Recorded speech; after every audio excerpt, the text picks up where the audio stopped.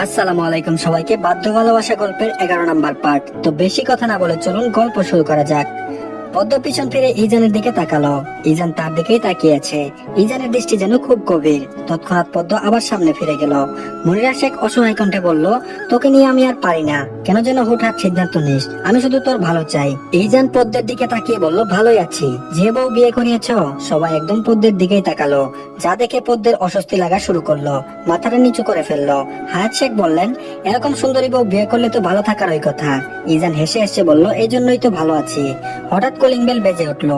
মনিরা শেখ উঠে তাড়াতাড়ি দরজা খুললেন। হুমায়ুন শেখ এসেছেন। পদ্ম হুমায়ুন শেখের সাথে বেশ কিছুক্ষণ কথা বলল। তিনি খুব অমায়িক একজন মানুষ, তা দেখলেই বোঝা যায়। পদ্মকে ওনার মেয়ের মতোই স্নেহ করেন। বুঝতেই দেন না যে উনি পদ্মের শ্বশুর। ঠিক তার বাবার মতোই ভালোবাসেন। পদ্মের বাবা চলে যাওয়ার পর এই প্রথম পদ্মের কোনো আফসোস হয়নি এই বাড়িতে এসে, কারণ হুমায়ুন শেখ যেন বুঝতেই দেননি কিছু। উনি রুমে চলে গেলেন। ওনার পিছন পিছন মনিরা শেখও গেলেন। শুধু রয়ে গেল ইজান, তার ফুপ্পি আর পদ্ম। হায়াত শেখ পদ্মকে বলে উঠলেন, তা পদ্ম, আমরা দাদি ডাক শুনবো কবে? পদ্ম যেন লজ্জায় শেষ হয়ে যাচ্ছে। পদ্মকে লজ্জা দিতে ইজান আরো বলল, তুমি কবে দাদি ডাক শুনতে চাও বলো? হায়াত শেখ বলল, যেদিন তোমরা শোনাবে সেদিনই তো শুনতে পারবো, তাই না? ইজান বলল, আহ ফুপ্পি থাক, তুমি বেশি টেনশন নিও না। তোমাকে খুব তাড়াতাড়ি দাদি ডাক শোনানোর দায়িত্ব নিলাম। পদ্ম তো রীতিমতো কাঁপাকাঁপি শুরু করে দিয়েছে। তারা কি সব কথা শুরু করেছে? লজ্জা করছে না তাদের? পদ্মের মন চাচ্ছে এখান থেকে উঠে চলে আসতে। হায়াত শেখ হেসে হেসে বললেন, বিয়ের আগে তো ইজান শেখ এমন ছিল না, হঠাৎ কিভাবে বদলে গেল?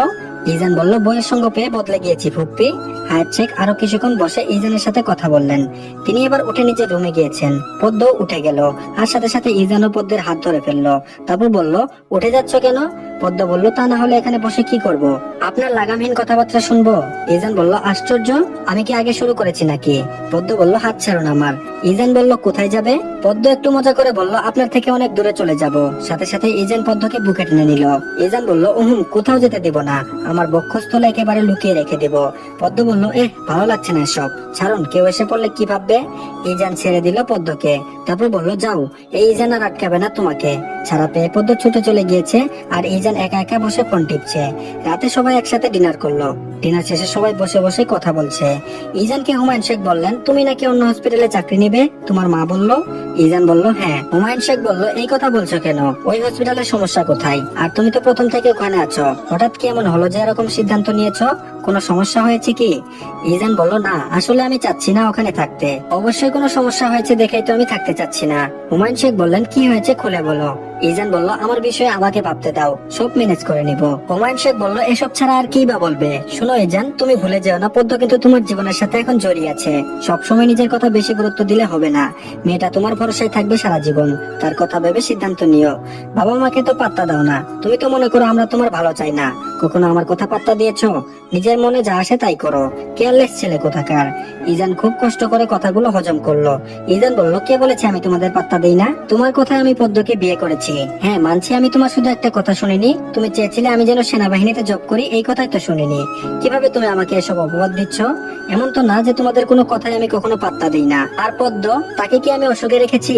ওই হসপিটাল থেকে আরো ভালো হসপিটালে চাকরি করব। কেন ওই হসপিটালে থাকবো না সেটা নিয়ে আর যেন কেউ মাথা না ঘামায়। এসব কথা শুনতে আমি পারি না। আর আমাকে কিনা বলছো কেয়ারলেস ছেলে? কোন ভিত্তিতে এটা বলেছো? কি এমন করেছে তোমার সাথে যে তুমি আমাকে এমন উপাধি দিয়েছো? আমি বাচ্চা ছেলে না যে সব মেনে নিব। যদি নেক্সট টাইম এসব কথা আমাকে বলো, আমি কিন্তু এসব কথা শোনার জন্য বসে থাকবো না। ইজান হন হন করে চলে গেল উপরে। পদ্ম ভয়ে চোখসে গিয়েছে। কখনো ইজানকে এভাবে কথা বলতে দেখেনি সে। তার জন্যই তো এসব হচ্ছে। মাথা কাজ করছে না। যদি বাসায় সবাই জেনে যায় তার জন্য ইজান এমন করেছে, তাহলে তো সবাই তাকে ভুল বুঝবে। অনুশোচনায় পদ্মের চোখ দিয়ে পানি পড়ছে। আবার কেউ দেখে ফেলার আগেই মুছে ফেলছে। হুমায়ুন শেখ রেগে বললেন, এই ছেলে সবসময় এমন করে। ছেলেকে ঠিক মতো শাসন করতে পারোনি মনিরা। তোমার ছেলে তার বাবার সাথে এভাবে কথা বলছে, একটিবারও ডাক দেওনি? নিজের মর্জি মতো চলবে সে? দুনিয়া এত সোজা না। তোমার আশকারা পেয়ে ইজান এমন অভদ্র হয়েছে। হুমায়ুন শেখের কথা শুনে মনিরা শেখ কেঁদে ফেললেন। হায়াত শেখ বললেন, এত বড় ছেলেকে কি শাসন করবে? তুই কি মাকে কম জ্বালিয়েছিস নাকি? কেমন বোধ ছিলে আমি কিছু জানি না। আর ইজান যে ডক্টর, ও ভালো হসপিটালে চাকরি করতে পারবে। তুই কেন মনিরা শেখকে বকাবকি করছিস? অবুঝের মতো ব্যবহার। আর তোর ছেলে তোর মতোই হয়েছে, বাপকা বেটা। হুদাই কেচাল বন্ধ কর। তোর ডাক দেওয়াই উচিত হয়নি, ওর ভালো ও ছাড়া কেউ বুঝবে না। হায়াত শেখের কথা শুনে হুমায়ুন শেখ একেবারে চুপ হয়ে গেলেন। তিনি ধপাধপ পায়ে চলে গেলেন। মনিরা শেখ পদ্মকে জড়িয়ে ধরে হু হু করে কেঁদে দিল। যাই পদ্ম এতক্ষণ আড়ালে কেঁদেছে, এখন তার শাশুড়ির কান্না দেখে আর নিজেকে ধরে রাখতে পারলো না। মনিরা শেখ পদ্মকে জড়িয়ে ধরে বলল, আমার কপালটা খারাপ ছিল মা, আমার ছেলের সাথে বিয়ে দিয়ে তোমার জীবনটাও খারাপ করে দিলাম, আমাকে তুমি ক্ষমা করে দিও পদ্ম। বেশ কিছুক্ষণ মনিরা শেখ পদ্মকে জড়িয়ে ধরে নানা কথা বলল। হায়াত শেখ দাঁড়িয়ে দাঁড়িয়ে এতক্ষণ বউয়ার শাশুড়ি কান্না দেখলো। তারপর বলল, তোমরা দুজন গিয়ে এখন তাদের রাগ ভাঙাও, ওদের বুঝাও, আর কান্নাকাটি করো না, অনেক রাত হয়ে গিয়েছে। পদ্ম পা টিপে টিপে রুমে আসলো। রুম পুরো অন্ধকার করে রেখেছে ইজান। বাড়ির আবছা আবছা আলো বারান্দায় এসে পৌঁছেছে। পদ্ম ভয় পেয়ে ইজানের কাছে আসলো। পদ্ম ইজানকে পিছন দিক দিয়ে জড়িয়ে ধরলো। ইজান হাত ছড়িয়ে দিল। আবারও পদ্ম ইজানকে একই ভাবে জড়িয়ে ধরেছে, তাও আগের থেকে আরো শক্ত করে। ইজান গম্ভীর কণ্ঠে বলল, পদ্ম তোমাকে আমার থেকে ছাড়াতে 1 মিনিটও লাগবে না, সো জোরাজুরি করার আগেই ছেড়ে দাও। পদ্ম মোলায়েম কণ্ঠে বলল, উফ ডাক্তার সাহেব এত রাগ করছেন কেন, ভালোবাসি তো। ইজান আর ছাড়ানোর চেষ্টা করলো না। এভাবেই কিছু সময় দুজন দাঁড়িয়ে থাকলো। পদ্ম ইজানকে ছেড়ে সামনে দাঁড়ালো। পদ্ম ইজানের চুলগুলো ঠিক করে দিতে দিতে বলল, সব সময় রাগ করলে হয় না, অনেক সময় কিছু কথা শুনে থাকতে হয়। বড়রা কখনো খারাপের জন্য বলেন না, আর বাবারা তো একদমই না। এভাবে হুটহাট মেজাজ গরম করা উচিত নয়। ইজান চোখ ছোট ছোট করে পদ্মকে দেখলো। কিভাবে পদ্ম ছেলে মানুষের ছেড়ে একদম একজন প্রাপ্তবয়স্ক ব্যক্তিদের মতো কথা বলছে। ইজান পদ্মকে টেনে দেয়ালের পাশে দাঁড় করালো। যদিও সে ব্যথা পেয়েছে, তাও টু শব্দ পর্যন্ত করেনি, মুখ খেচে রইল। ইজান পদ্মের পাশে দেয়ালে হাত রেখে বলল, তারপর? পদ্ম ঘাবড়ে গেল। তারপর আর কি? ইজান বলল, আর বলবেন না ম্যাডাম, আপনার কথা বলা শেষ। পদ্ম আমতা আমতা করে বলল, ঘুমাবো, ঘরে চলুন। ইজান পদ্মের কথা শুনলো না। পদ্মের হাত ধরে রুমে নিয়ে আসলো। পদ্ম এক কোনায় গুটি মেরে শুয়ে আছে। ইজান তা দেখে পদ্মকে টেনে নিল নিজের কাছে। পদ্মের মাথাটা তার বক্ষে মিশিয়ে বলল, পদ্ম তোমার ডাক্তার সাহেব দিন দিন অভদ্র হয়ে যাচ্ছে। সে আর ভদ্র বরের মতো সেজে থাকতে পারছে না। মনে খুব প্রেম পিপাসা পেয়েছে পদ্ম ফুল, কেন এমন হচ্ছে বলো তো? পদ্ম ইজানের কথা শুনছে। কিছুক্ষণ আগে যে ঝামেলাটা হয়েছে তা যেন ইজানের মনে নেই। বোঝাই যাচ্ছে না একটু আগে শেখ বাড়ির উপর যুদ্ধ হয়ে গিয়েছিল। পদ্মের খুব হাসি পাচ্ছে। শুয়ে শুয়ে ইজানের কথা শুনছে আর হাসছে। রুমটা অন্ধকার, তাই পদ্মের হাসি ইজান দেখছে না। পদ্ম কথা বলছে না দেখে ইজান পদ্মকে ছেড়ে দিয়ে বলল, পদ্ম কথা বলছো না কেন? পদ্ম হেসে হেসে বলল, কি বলবো? ইজান বলল, ওয়েট ওয়েট, তুমি কি হাসছো? পদ্মের চোখগুলো আচমকা বড় হয়ে গেল। সাথে সাথে হাসি বন্ধ হয়ে গেল তার। পদ্ম বলল, কোথায়? কখনো না, আমি তো একটু হাসিনি। ইজান বলল, তাই হাসনি? পদ্ম বলল, না। ইজান বলল, তাহলে লাইট অন করে দেখি। পদ্ম বলল, আরে দরকার নেই, হ্যাঁ আমি একটু হেসেছিলাম। ইজান বলল, দেখেছো, ইজান তোমার হাসি অন্ধকারেও অনুভব করতে পারে। পদ্ম এসব কথা না শোনার জন্য বলল, আচ্ছা আপনি কেন ওই হসপিটালে আর চাকরি করবেন না? আমার জন্য কি? ইজান গভীর কণ্ঠে বলল, জি সেজন্যই করব না। পদ্ম বলল, আমি কি বলি, আপনি ওই হসপিটালেই চাকরি করুন, এভাবে তো হয় না। ইজান পদ্মকে পুরো কথা শেষ করতে দিল না, তার একটু আগেই চুপ করিয়ে দিল। তারপর বলল, তোমার কোন রকম কথা এ বিষয়ে শুনতে চাই না। যখন তুমি আমার জীবনে ছিলে না, আমার সব সিদ্ধান্ত আমি একাই নিয়েছি। যদি আমার সাথে ঝামেলা না করতে চাও তাহলে আর এ বিষয়ে কথা বলো না। পদ্ম একেবারে চুপসে গেল। এত তারা সে কখনোই দেখেনি। ইজান অন্যদিকে ফিরে শুয়ে পড়ল।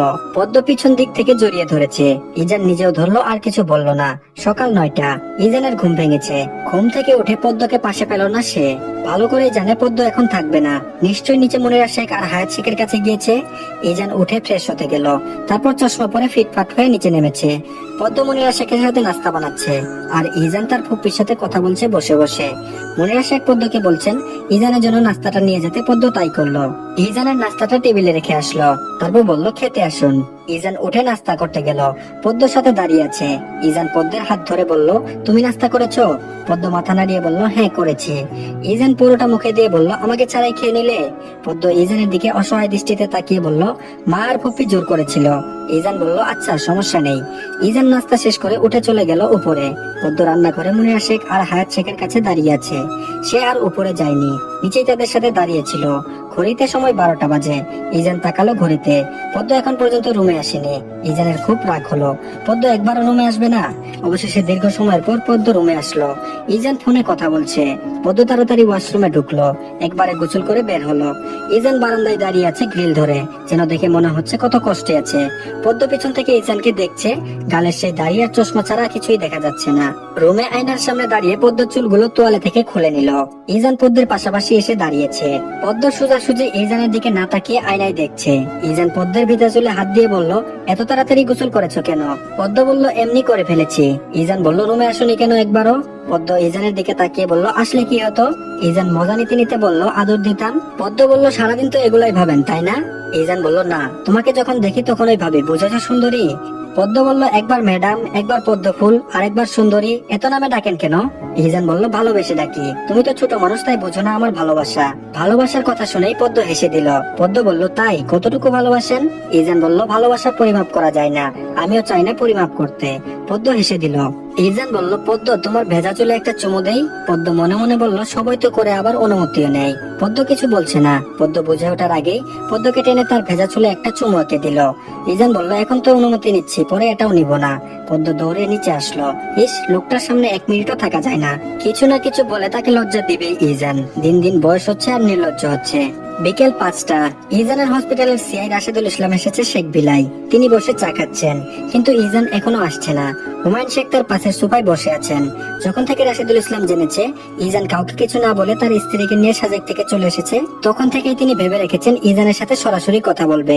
কখনো ইজান এমনটা করেনি। তিনি ভাবতেই পারছেন না যে ইজান তাকে কিছু না জানিয়ে সেখান থেকে চলে এসেছে।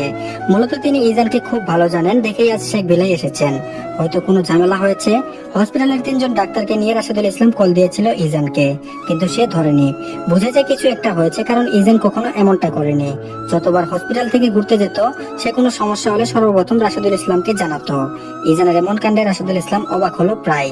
মুনিরা শেখ পদ্মকে উপরে পাঠিয়েছেন ইজানকে নিয়ে আসার জন্য। যেহেতু ইজান ঘুমাচ্ছে, তাই পদ্ম ইজানকে ডাক দিয়েছে। পদ্ম ইজানের হাত নাড়িয়ে বলল, শুনছেন? ইজানের দিক থেকে কোনো সারা শব্দ নেই। পদ্ম আবারও ডাকলো ইজানকে। ইজান হক চকিয়ে উঠে বসেছে। তারপর বলল, আসলে আপনার হসপিটালের সিআই এসেছেন। ইজান চুলে হাত দিল, বলল, আমার চশমা দাও। পদ্ম তড়ি ঘড়ি করে চশমা দিল ইজানের। ইজান নিচে যাওয়ার আগে পদ্ম তাকে উদ্দেশ্য করে বলছে, উনি যদি চান আপনি হসপিটালে ফিরে যান তাহলে তাই করবেন, নাহলে আমি কিন্তু গ্রামে চলে যাব। ইজান চোখ মুখ শক্ত করে বলল, এর উত্তর আমি পরে এসে দেব।